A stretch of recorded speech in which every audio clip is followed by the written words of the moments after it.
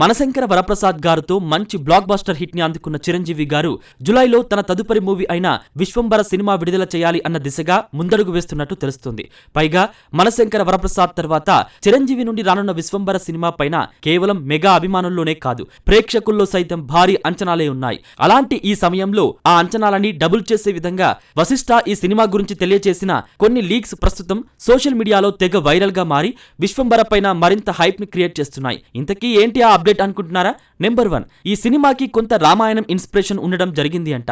Like ఎలా అయితే రాముడు సముద్రాలు దాటి వెళ్లి సీతను తెచ్చుకున్నాడో అలా మన మెగాస్టార్ కూడా తన హీరోయిన్ అయిన త్రిషని తెచ్చుకోవడానికి లోకాలు దాటి వెళ్లి సత్యయుగంలో ప్రవేశించి త్రిషని తెచ్చుకుంటాడు అంట. అలా తెచ్చుకోవడానికి వెళ్లే ముందు నుండి తిరిగి తెచ్చుకునే వరకు ఏం జరిగింది అన్నదే సినిమా కథగా ఉండబోతుంది అని దర్శకుడు వశిష్ఠ తెలియజేయడం జరిగింది. పైగా ఈ సినిమాలో ఎక్కువ భాగం కథ సత్యలోకం అనే వరల్డ్ లోనే ఉంటుంది అంట. అంటే ఒక కొత్త లోకాన్ని ఈ సినిమాలో ఎక్కువసేపు చూపించే ప్రయత్నం చేస్తున్నారు దర్శకుడు వశిష్ఠ.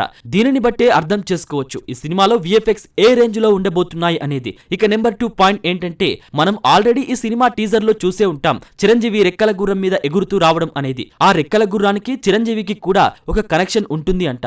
దానికి తగ్గట్టుగా చిన్న స్టోరీ కూడా ఉంటుంది అన్నట్లు చెప్పుకొచ్చాడు దర్శకుడు. ఈ రెండు విషయాలతో మరో ముఖ్యమైన మూడో విషయాన్ని కూడా తెలియజేయడం జరిగింది. అదేంటంటే, సాధారణంగా ఫాంటసీ అనగానే అందరికీ ఒక కాన్ఫ్లిక్ట్, ఆ ఫాంటసీని చూపించడానికి ఒక సీరియస్ సిచ్యువేషన్ ని క్రియేట్ చేయడం వంటివే గుర్తుకొస్తాయి. కానీ వాటి వల్ల చిరంజీవి టైమింగ్ గానీ ఆయన మేనరిజంలు కానీ చూడలేము అని అనుకోవద్దు. ఈ సినిమాలో ఆయన టైమింగ్ అలాగే మేనరిజంలు మిస్ కాకుండానే మీరు సినిమా కథని ఎంజాయ్ చేసేలా ఫాంటసీ వరల్డ్ ని క్రియేట్ చేశాము. దానివల్ల మీరు కోరుకున్నట్లుగా అటు కావాల్సిన చిరంజీవిని చూస్తూనే కథని ఎంజాయ్ చేయొచ్చు అన్న హామీ ఇచ్చాడు వశిష్ఠ.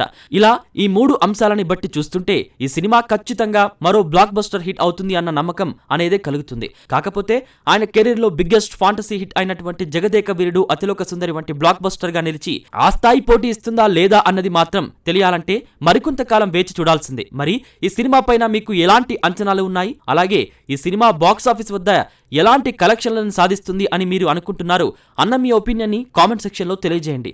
Thanks for watching.